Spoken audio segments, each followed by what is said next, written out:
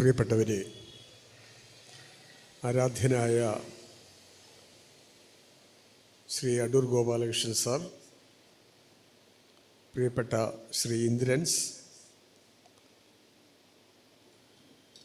പ്രിയപ്പെട്ട വിജയൻ, പീതാംബരനാശാൻ,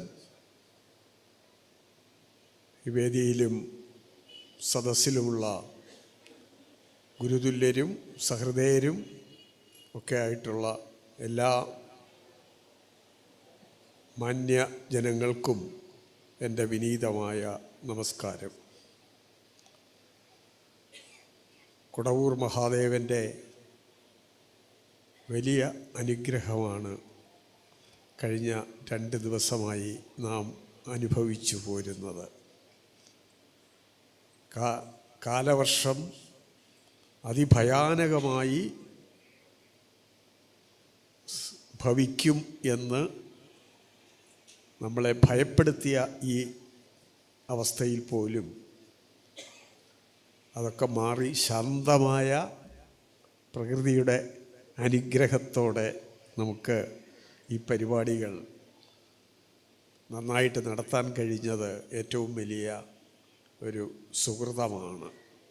ഇതെത്രയോ കാലത്തെ കാത്തിരിപ്പിൻ്റെ ഫലമാണ്. 2-3 വർഷം മുമ്പാണ് വിജയൻ്റെ ഷഷ്ഠ്യപൂർത്തി ഗംഭീരമായിട്ട് കൊണ്ടാടാൻ എല്ലാ ഒരുക്കങ്ങളും ചെയ്ത് അവസാനം കോവിഡിൻ്റെ ലോക്ക്ഡൗൺ വന്ന് കോവിഡ് എന്തെങ്കിലും ഞങ്ങൾ നടത്തും എന്നൊക്കെ ഞങ്ങൾ വാശി പിടിച്ചതാണ്. പക്ഷേ ലോക്ക്ഡൗൺ പ്രഖ്യാപിച്ചപ്പോൾ പിന്നത് നടത്താൻ കഴിയാതെ പോയി. ഒക്കെ കഴിഞ്ഞ് അപ്പോഴാണ് വിജയന് വലിയ വലിയ പുരസ്കാരങ്ങളുടെ പെരുമഴ ആരംഭിച്ചത്.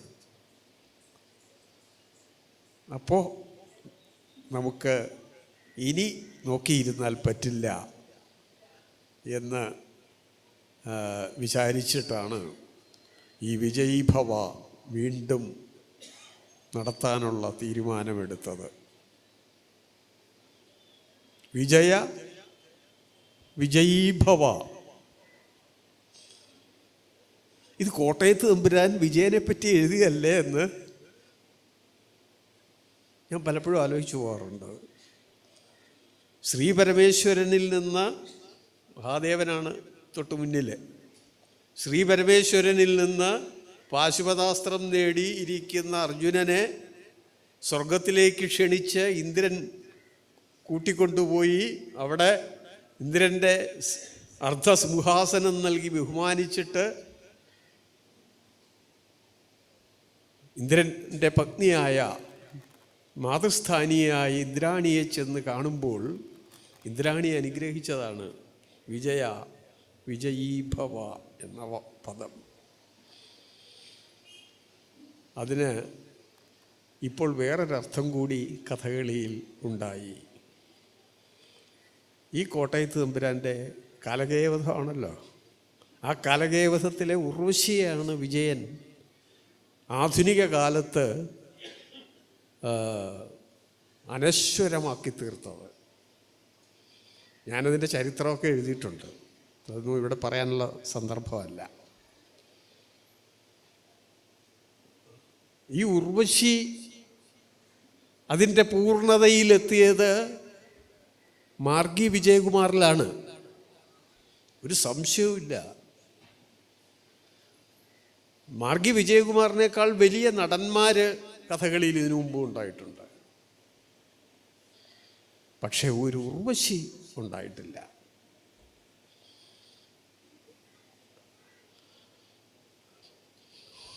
ഒരു ചെറിയ കഥ കൂടി പറഞ്ഞോട്ടെ. കോട്ടയത്ത് തമ്പുരാൻ ഈ കഥ എഴുതി, കഥ ചിട്ടപ്പെടുത്തി അവതരിപ്പിച്ച് പല രാജസദസ്സുകളിലും ഈ കഥ ആടിയപ്പോൾ, പ്രത്യേകിച്ച് സാമൂതിരി കോവിലകത്താണെന്ന് പറയുന്നു, ഉർവശി ആരും ചെയ്തിട്ടും നന്നാവുന്നില്ല. അവസാനം കോട്ടയത്ത് തമ്പുരാൻ തന്നെ പോയി അറിയിക്കാതെ ചെന്ന് വേഷം കെട്ടി മഹാരാജാവിന് പ്രീതി ഉണ്ടാക്കി എന്നാണ് കഥ. കള്ളക്കഥയാണ്, ഒരു സംശയവുമില്ല. കോട്ടയത്ത് തമ്പുരാൻ്റെ രാജവംശക്കാർ സാമൂതിരിയുടെ കൊട്ടാരത്തിൻ്റെ പരിസരത്ത് പോലും ചെല്ലില്ല, ശത്രുക്കളാണ് പരസ്പരം. പക്ഷെ ആ കഥയ്ക്കകത്തൊരു സത്യമുണ്ട്. ഇത് ചെയ്യാനറിയാവുന്ന ഒരു നടൻ അതിൻ്റെ പാകത്തിന് അതിനെ ചിട്ടപ്പെടുത്തി എടുക്കുക എന്ന് പറയുന്നത്, അതിൻ്റെ കളരി പാഠം രൂപപ്പെട്ട് വരിക എന്ന് പറയുന്നത് അന്നൊന്നും സങ്കല്പിക്കാവുന്ന കാര്യമായിരുന്നില്ല. അത് എത്രയോ കാലം കൊണ്ട് എത്രയോ മഹാമനീഷികളായ ആചാര്യന്മാരുടെ നിരന്തരമായ കളരി പരിശ്രമങ്ങളിലൂടെ ഒക്കെ അതിനൊരു ഒന്നാന്തരം കളരി പാഠം ഉണ്ടായിട്ട് പോലും ഒരു നടനുണ്ടാകുന്നില്ല ഇതിനെ പൂർണ്ണതയിൽ ചെയ്യാൻ. അത് ഒരു മാർഗി വിജയകുമാർ ഉണ്ടാകേണ്ടി വന്നു.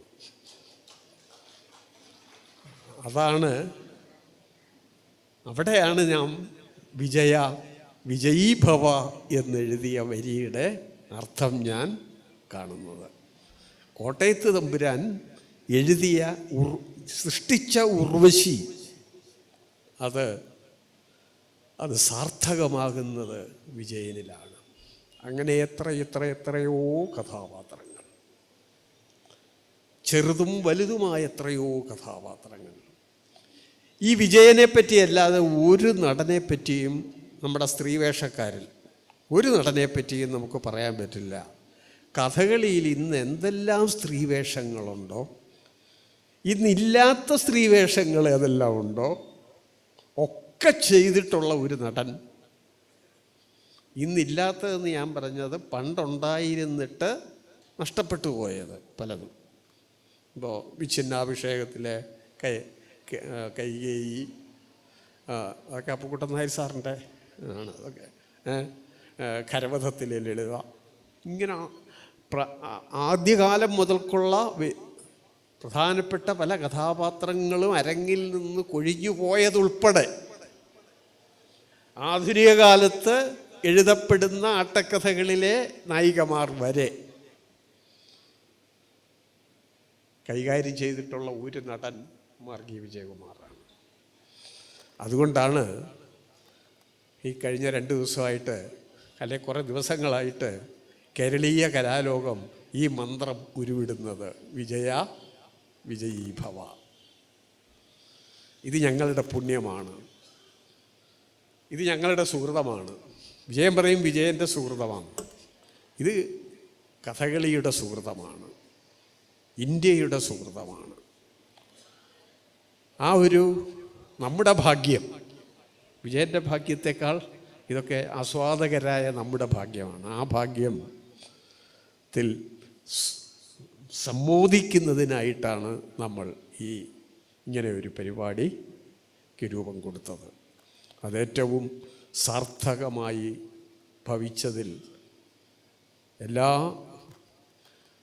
ഈശ്വരന്മാരോടും ആദ്യം അതിൻ്റെ കൃതാർത്ഥത അറിയിക്കുന്നു.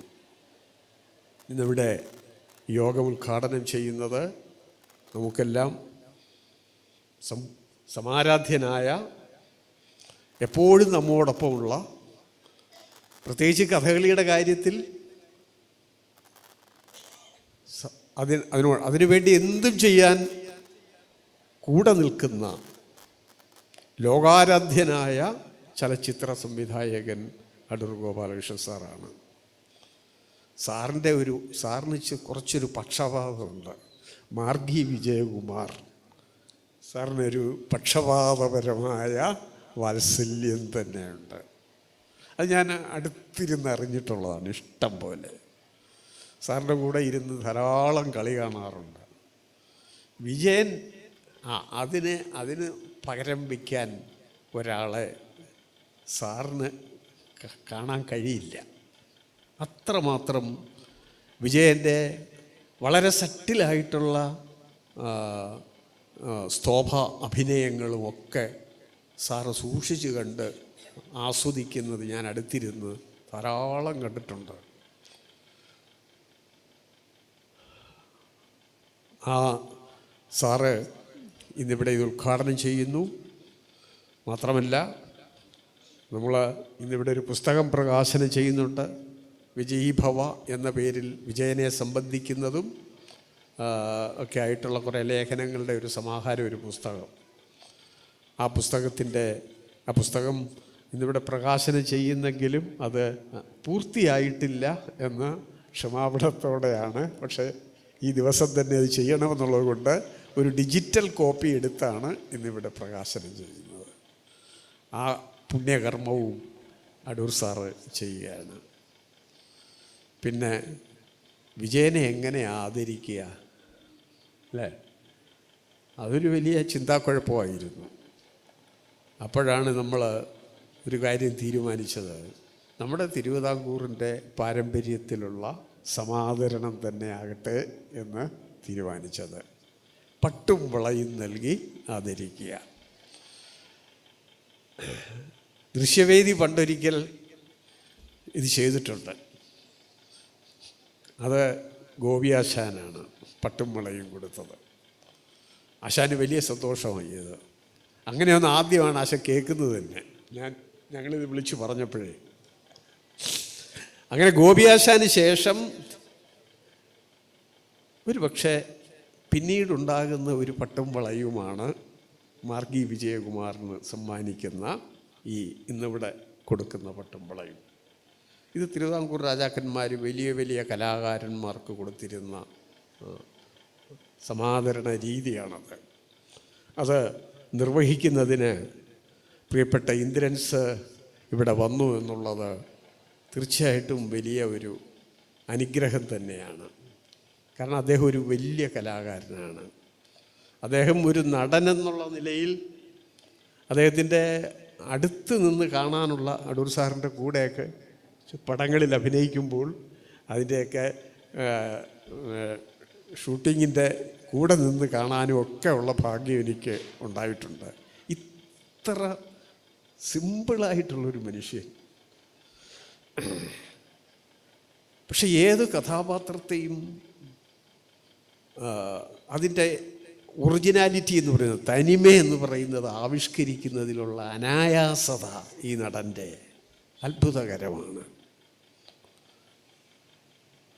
അതൊന്നും സാരമില്ല, അതൊക്കെ നമുക്ക് ധാരാളം പേരുണ്ട് എന്ന് വേണമെങ്കിൽ പറയാം. ഇവിടെ സ്വാഗത പ്രസംഗകൻ ചൂണ്ടിക്കാണിച്ച മാതിരി ഞാനൊരു മാതൃഭൂമി ആഴ്ചപ്പതിപ്പിൻ്റെ സ്ഥിരം വായനക്കാരനാണ്.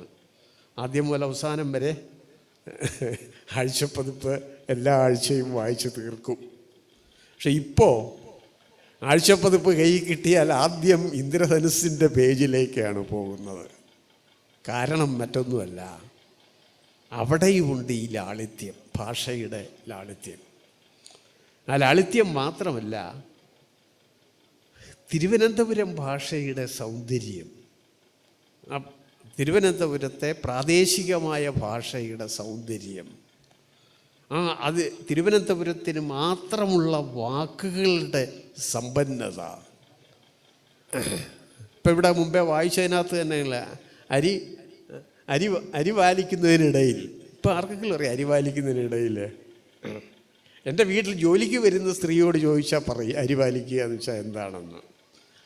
പലപ്പോഴും ഞാൻ ഇത് വായിച്ചു പോകുമ്പോൾ എൻ്റെ വീട്ടിലെ ജോലിക്കാരി ഗോമതിയമ്മ സംസാരിക്കുന്ന ഭാഷ എനിക്ക് ഇങ്ങനെ മനസ്സിലിങ്ങനെ തട്ടും. ഇതത്ര എളുപ്പമല്ല. അങ്ങനൊരു തകഴി പോലും, തകഴി ശിവശങ്കരപ്പിള്ള പറയരുടെയും പുലയരുടെയൊക്കെ ഈ അടിസ്ഥാന വർഗങ്ങളുടെ ഭാഷ ധാരാളം കൈകാര്യം ചെയ്തിട്ടുള്ള ആളാണല്ലോ. തകഴി അവസാന കാലത്ത് പറഞ്ഞ എന്താ അറിയാം, അവരുടെ ഭാഷയിൽ അവരുടെ വർത്തമാനം എനിക്ക് എഴുതാൻ പറ്റി, അവരുടെ സംഭാഷണം. പക്ഷെ അവരുടെ ഭാഷയിൽ ഒരു നോവൽ എഴുതാൻ എന്നെക്കൊണ്ട് സാധിച്ചിട്ടില്ല എന്ന് തകഴി വളരെ ഖേദത്തോടെ പറയുകയുണ്ടായി. അതാണ് ഇന്ദ്രൻസ് ചെയ്യുന്നത്. അത് ഒരു പ്രാദേശികമായ തനി നാടനായിട്ടുള്ള ഭാഷയിൽ ഒരു കഥ എഴുതുകയാണ്, ആത്മകഥ എഴുതുകയാണ്. അതുകൊണ്ടത് രാജേന്ദ്രൻ പറഞ്ഞ മാതിരി എല്ലാവരും വായിക്കേണ്ടതാണ്. തിരുവനന്തപുരം നമ്മുടെ കയ്യിൽ നിന്ന്, നമ്മുടെ നാവിൽ നിന്ന് നഷ്ടപ്പെട്ടു പോയ വാക്കുകളൊക്കെ നമുക്ക്, നല്ല മനോഹരമായ വാക്കുകൾ നമുക്ക് തിരിച്ചു കിട്ടും. അത് ഭാഷയ്ക്ക് നൽകുന്ന ഏറ്റവും വലിയ സംഭാവനയാണ്. അതുകൊണ്ട് ഇന്ദ്രൻസിൻ്റെ സാന്നിധ്യം ആ നിലയ്ക്കും എന്നെ സംബന്ധിച്ചിടത്തോളം ഒരു വലിയ ചാരിതാർത്ഥ്യം നൽകുന്ന കാര്യമാണ്. പിന്നെ ഇവിടെ വിജയനെ ആദ്യം ഈ കഥകളിയുടെ മഹാലോകത്തേക്ക് പിച്ചവെച്ച് നടത്തിച്ച മഹാനായ ഗുരു തോന്നയ്ക്കൽ പീതാംബരനാശാൻ്റെ സാന്നിധ്യം കൊണ്ടും ഈ സദസ്സ് ധന്യമായിരിക്കുകയാണ്. എന്തായാലും ഞാൻ നീട്ടുന്നില്ല. ഇത്രയും സുകൃതികളുടെ സാന്നിധ്യത്തിൽ നമുക്ക് ഈ സമാദരണ സമ്മേളനം നടത്താൻ കഴിഞ്ഞതിലുള്ള സന്തോഷം രേഖപ്പെടുത്തിക്കൊണ്ട് ഞാൻ എൻ്റെ വാക്കുകൾ നിർത്തുകയാണ്. അധികം നീട്ടുന്നില്ല. നമസ്കാരം.